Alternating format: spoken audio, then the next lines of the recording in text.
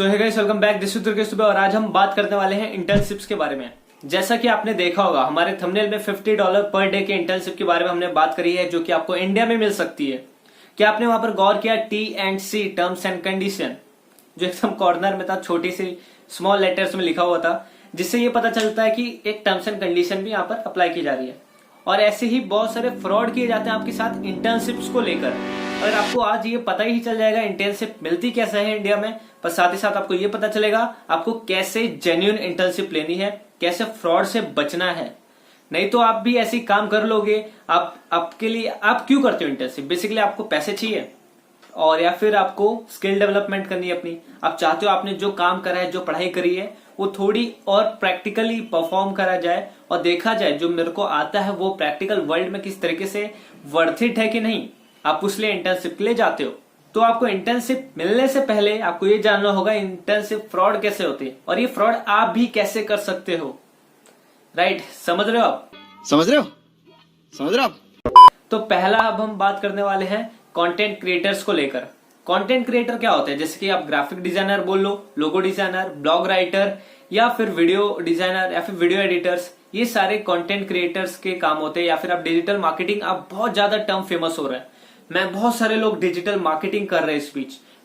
Digital marketing में क्या आता है?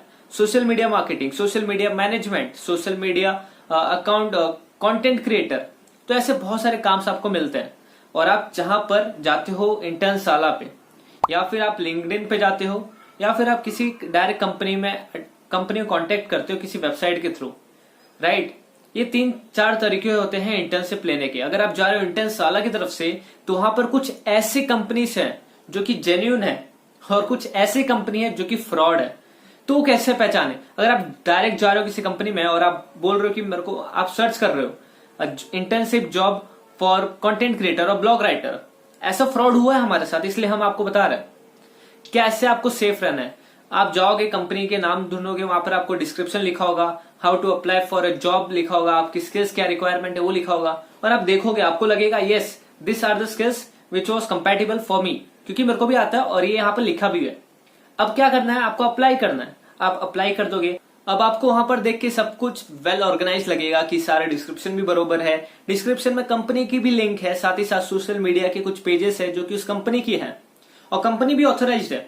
और ये कंपनी वाले आपके साथ फ्रॉड करेंगे, इसका तो मतलब बनता ही नहीं है। तो आप क्या करोगे? ये आपको बोलेंगे आप कंटेंट राइटिंग करके दो। आप जॉब के लिए अगर अप्लाई कर दोगे, आपके पास एक ईमेल आएगा और ईमेल में लिखा होगा you have to submit a sample page. और सैंपल में वो आपको अपना कंटेंट देंगे, क्या लिखना है अपने ब्लॉग के लिए, अपनी कंपनी के लिए। वो कंपनी के लिए आप एक कंटेंट डेवलप करोगे, चाहे वो कोई भी निश से रिलेटेड हो, हेल्थ हो, फिटनेस हो, साथ ही साथ आपका फूड का हो या फिर कोई भी। ठीक है, एन नंबर ऑफ निश अवेलेबल है हमारे सराउंडिंग में। स्पोर्ट्स हो, टेक्नोलॉजी हो, टेक हो, या फिर डेली न्यूज़ेस हो, या फिर किसी पर्टिकुलर व्यक्ति के ऊपर आपको कुछ रिसर्च करके रिसर्च पेपर लिखना है, तो आप एक काम करके दोगे। आप अपना काम करोगे, पूरा 10,000 वर्ड्स या फिर 1000 वर्ड्स की एक ब्लॉग रेडी करोगे विद कंप्लीटली प्रूफ और साफ सुथरा अपनी पूरी टैलेंट यूज करके आप लिख के सबमिट कर दोगे। आप इस बेसिस पे सबमिट करोगे कि आपने सैंपल सबमिट किया है, सैंपल के नाम पे आपने उसको पूरा काम करके दे दिया है। और वो काम सिर्फ आप अकेले नहीं कर रहे हो, उन्होंने जो अप्लाई एप्लीकेशन डाली है वहां पर आप देखोगे 50 क्लाइंट्स या फिर 50 इंटर्न्स या फिर 100 इंटर्न्स के हिसाब से भी आपको देखने मिल सकता है। तो 50 के या फिर 100 इंटर्न्स वहां पर ब्लॉग लिख रहे हैं बैठ के, सब अलग अलग कैटेगरीज में लिख रहे हैं। और आप भी ऐसा कर सकते हो। पहले आप ये सुन लो कि आपने 100 ब्लॉग रिटर्न फॉर्म में आपने दे दिया। साथ ही साथ उसमें बहुत कुछ होता है, ऐसी होता है डिजिटल मार्केटिंग टर्म, अगर आप जानोगे तो पता चल जाएगा। अब आपको ये पता चल गया कि आपने ब्लॉग लिखा, एक अच्छा सा कंटेंट क्रिएट किया, सबमिट कर दिया। अब आपको इंतजार रहेगा कि आपका ब्लॉग अच्छा था कि नहीं था। फिर वो क्या करेगी कंपनी? आपके अंदर कोई खामियां बता देगी, और ये आपको नहीं बताएगी, 50 के 50 लोग जो को दिए सबको खामियां बता देगी और बोलेगी आपके काम में ये सारे प्रॉब्लम्स थे। आपने उस कंपनी के लिए अपना फुल एफर्ट डाल के कंटेंट दे दिया है और आप जैसे 50 और 100 और लोगों ने कंटेंट दे दिया है। अब आपको किसी को नहीं पता, क्योंकि आप 50 या 100 लोग एक दूसरे को भी नहीं जानते। अब क्या हो गया कि कंपनी को 100 ब्लॉग रिटर्न्स फॉर्म में मिल गए। अब उसको थोड़ा मॉडिफाई करेंगे, वो अपने लिए बहुत कम स्पैन ऑफ टाइम में उनकी एक ब्लॉग रेडी हो गई, बहुत अपनी कंपनी के लिए। अब वो जरूरी नहीं है, क्योंकि जो डिजिटल मार्केटिंग कंपनीज रहती है ये अलग अलग वेबसाइट्स को कंट्रोल करती है। इनके पास एक नहीं ऐसी 100, 200, 300 वेबसाइट्स होती हैं और वो सारे वेबसाइट्स पे एक ही अलग अलग ब्लॉग पब्लिश कर देंगे। आपको पता भी नहीं चलेगा कि आपका जो टैलेंट था, जो आपकी स्किल्स थी, वो कहीं यूज हो चुका है और अब आप किसी काम के नहीं हो। और आपको बोल दिया जाएगा आपका शायद नॉलेज थोड़ा कम रह गया, आपने यहाँ पे मिस्टेक कर दी और ये कंपनी का काम हो गया और आप उल्लू बन गए। बेसिकली मैं आपको क्या बताना चाहता हूँ, ये काम अगर आप भी करना चाहो, आप खुद की ब्लॉग के लिए, अगर आपके पास खुद का एक ब्लॉग पेज है, आप कंपनी रन कर रहे हो, डिजिटल मार्केटिंग कंपनी रन कर रहे हो, जहां पर आपको कंटेंट राइटर्स चाहिए, तो आप क्या कर सकते हो, आप कंटेंट राइटर के लिए इंटेंसाला पे जा सकते हो, अपनी कंपनी रजिस्टर कर सकते हो, अपना खुद का एक ऐसे ही पोर्टल बना सकते हो इंटेंसाला पे और पोस्ट अप्लाई कर सकते हो कि हमें भी कुछ कंटेंट राइटर्स चाहिए। उसके लिए आपने क्राइटेरिया डाल दिया और सारे क्राइटेरिया डालने के बाद आप बोल रहे हो कि यहाँ पर आप कुछ टर्म्स एंड कंडीशन, आपको ऐसा पहला सैंपल प्रोजेक्ट देना होगा। अगर आप प्रोजेक्ट सक्सेसफुली कर पा रहे हो तो इसका मतलब आप हमारे लिए काम कर सकते हो। और आप ऐसे 100 लोगों से काम ले लो, आपके पास 100 ब्लॉग आ जाएंगे और हर ब्लॉग की अगर आप देखोगे ना इंटरनेशनल वेबसाइट्स पे या फ्रीलांसिंग वेबसाइट्स पे, हर ब्लॉग की मैक्सिमम $10, $20 प्राइस होता है और $20-30 के प्राइस वाले काम आपसे फ्री में करवा के ले लिए। और ऐसा वो 100 ब्लॉग ले लिए, अब वो क्या कर सकते हैं, 100 के 100 ब्लॉग्स को $100 इंटू 100 आप कर सकते हो तो कितना हो जाएगा, $1000 वो एक दिन में किसी और कंपनी को बेच देंगे। ये आपका टैलेंट जाएगा, बिक जाएगा। सेकंड फ्रॉड किस तरीके से होता है, वेबसाइट या फिर वेबसाइट क्रिएटर्स या फिर एप्लीकेशन डेवलपर। अब हम बात कर रहे हैं सेकंड की। अगर आप एक अच्छे वेब डेवलपर हो, आपको वहां पर जॉब आ सकती है। लिंक्डइन पे आप सर्च करोगे, इंटरसाला पे सर्च करोगे कि jobs for the front end developer, back end developer, full stack developer या फिर ऐप डेवलपर, इस टाइप के डेवलपमेंट की अगर आपके पास जॉब आती है, आप अप्लाई करते हो, तो यहाँ पे क्या होता है, ये आपसे एक सैंपल मांगेंगे, सेम क्राइटेरिया होता है, सेम प्रोसीजर होता है, आप जाते हो अप्लाई कर देते हो। आप अप्लाई करने के बाद आप बोलते हो कि हमें ये आता अच्छे से है, हमारी कोडिंग स्किल अच्छी है, HTML, जावा, PHP सारे यूज करके हमें आपको वेबसाइट दे देंगे। वो आपको सेम टास्क देंगे। आप टास्क में क्या करोगे, आप सब कुछ सबमिट करोगे, पूरा अच्छे से वेब डिजाइन करोगे, सबमिट कर दोगे, उसके बाद आपको बोलेंगे आपके काम पसंद नहीं आया।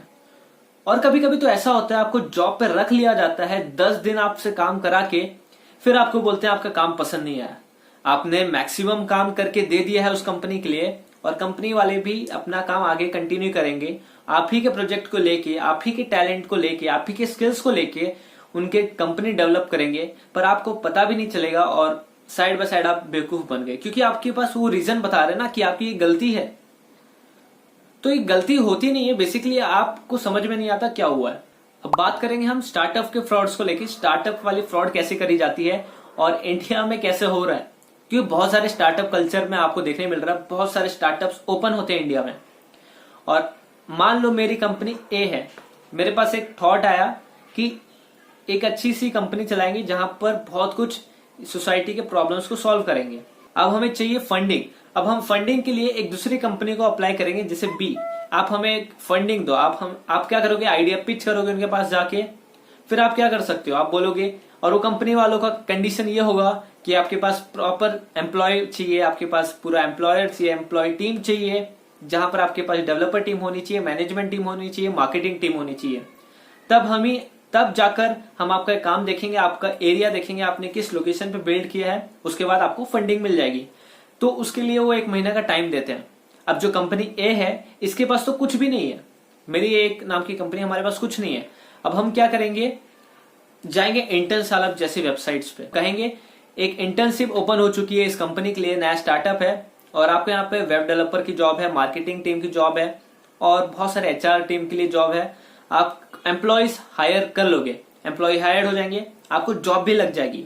अब यहाँ पर सिर्फ इंटर्नशिप की बात नहीं कर रहे हैं, फुल फ्लैश जॉब आपको दी जाएगी और वहां पर नई स्टार्टअप है, ठीक है, और आपको कॉन्ट्रैक्ट साइन कराए जाते हैं और कॉन्ट्रैक्ट पेपर साइन आपने कर दिए, आप कंपनी में भी आ गए, आप जॉब कर रहे हो। अब 1 महीने बाद जो बी कंपनी है, जो फंडिंग देने वाली, वो आती है, देखती है ए कंपनी के पास क्या काम है, कैसा उनका एनवायरमेंट है, वो देखते हैं हाँ इनका लोकेशन भी ठीक है, इनके पास 30-40 एम्प्लॉय हैं जो अलग अलग टीम्स में काम कर रहे हैं। जो ए कंपनी है वो अपने सारे एम्प्लॉयज को एक काम असाइन कर देगी, एक डेमो प्रोजेक्ट के ऊपर काम कर रहे हैं सब बैठ के, और वो बी कंपनी आके चेक करती है हाँ इनका काम भी चल रहा है और काफी ज्यादा ठीक है, प्रॉपर है, मेंटेन्ड है और जो इसका आइडिया भी बहुत बेहतर है। हमें इसे फंडिंग कर देना चाहिए। अब वो फंडिंग बी से लेके ए के पास आ गया है, ए को फंडिंग मिल चुकी है, तो ये बंदा फ्रॉड करने वाला है।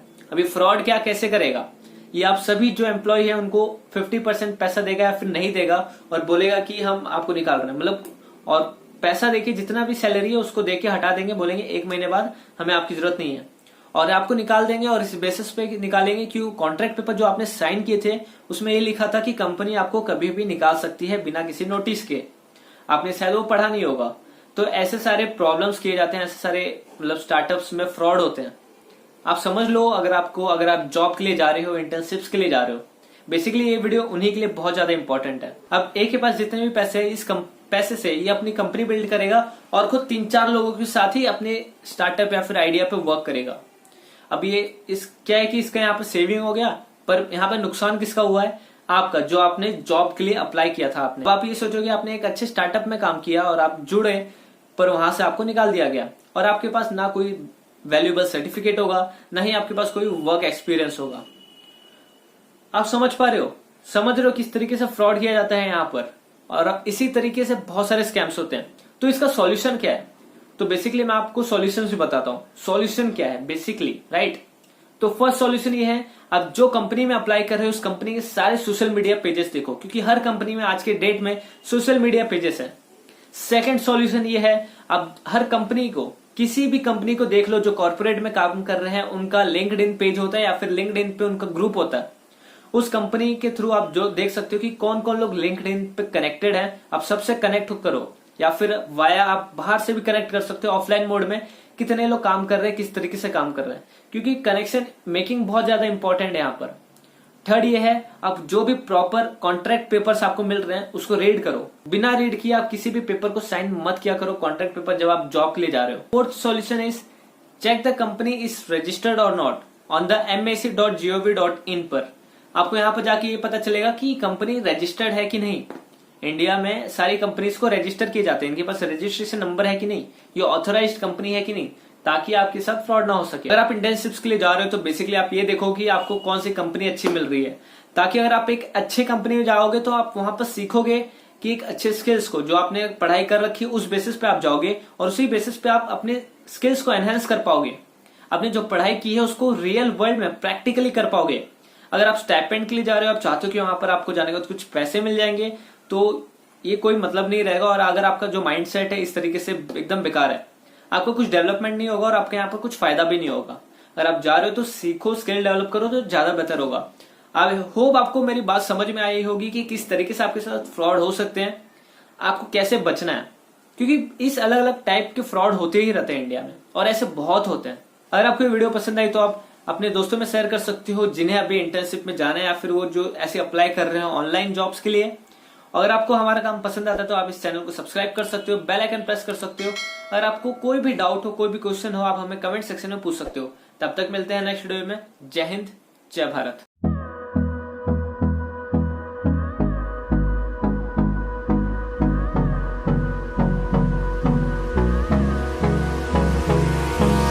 Hold me close till I get up. Time is barely on our side.